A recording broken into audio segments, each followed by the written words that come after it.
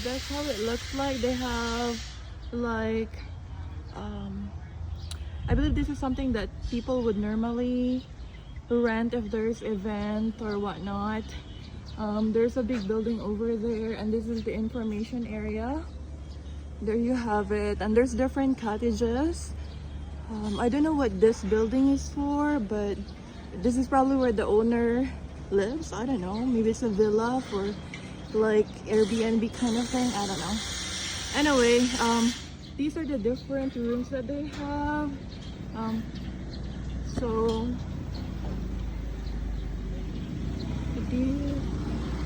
these room, I think they're renting it for 2,000. There you go, 2,000, and looks like they still have a lot of stuff from the event last time.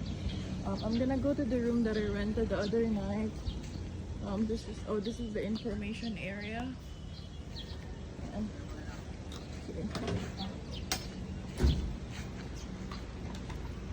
yeah, this is the room. I think it's already locked. There's one over here. This is what I rented the other night.